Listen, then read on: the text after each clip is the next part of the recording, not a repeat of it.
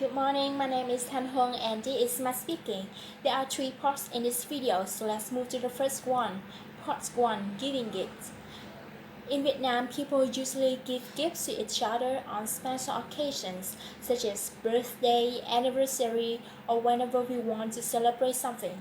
Furthermore, we also take a present when visiting someone in their home. For example, I usually take my homemade cake to my grandmother when I visit her home because my grandmother is a sweet tooth and she really enjoys eating desserts. So I think that giving her the cake I made is a way of expressing my love to her. The last time I received a gift is on my birthday, 12th of January. Actually, I received not only just one gift but also a number of gifts from my best friend. And my favorite one is a book of a Vietnamese author. I just finished reading it and it's absolutely exciting and useful. Besides receiving gifts, I also enjoy looking for gifts for the people I care, although it might be costly sometimes to be honest, but I still would love to do it. And I also like the idea of wrapping all the gifts by myself. Uh, I like the whole process of gift preparation. Choose the gifts, find a beautiful piece of wrapping paper, write a small card, and then carefully pack it. It's just my favorite way to express how much I care about them, and I want the receiver will be happy with it. Okay, part 2. Now, people in Vietnam are going through 15 days of social distancing, so I find it a suitable time for my hobbies, and one of them is baking cake.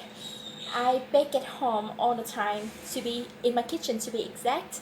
And I guess that because I'm a kind of introvert person, so I prefer doing it on my own. I really like baking cake, especially making bread, because this activity is challenging and also relaxing for me. Um, you know, bread is far different from other kinds of dessert. To make bread, you have to put all your efforts and your time on taking care of the dough before you bake it.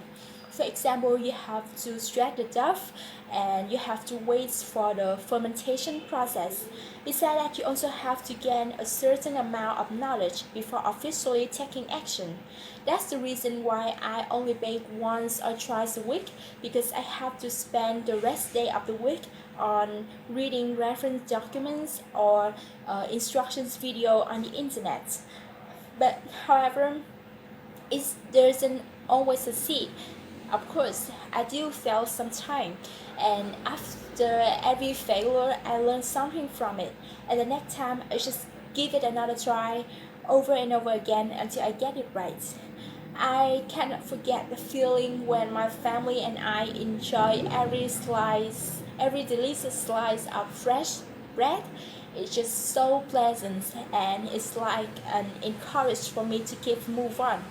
I wish that I could have more time for this hobby, not just only 15 days of social distancing or just free time on the weekend.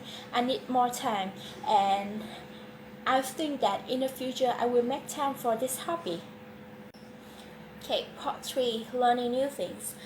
Learning new things is an important part in our growing up process. When we were very young, we learned all the basic things about life.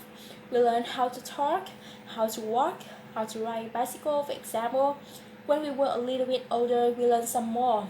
We learned how to write, how to do math, or how to use a computer, and so on.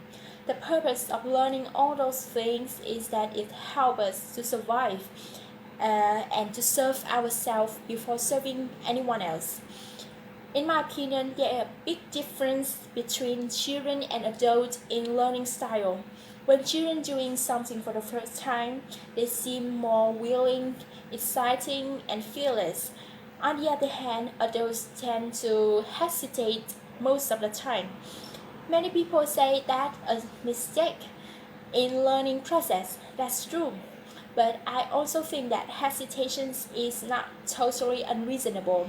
Although it's the first time we do something new, but adults already have a knowledge base as well as experience, so they have the opportunity the ability to recognize the risks as well as the consequences. So I think that it's fine as long as they don't pause too long or overthink before every time they do something new. I mean, in other words, it's okay to look before you leap. Some people also say that it's more important to learn new things now than it was in the past. I agree with this opinion because we are living in a modern world when technologies, science, everything grows so quickly and change so quickly. So if we don't want to be left behind or we don't want to lose our opportunities, we must learn constantly. We need to enrich our knowledge all of the time, and that's the way to move on. Thanks for watching.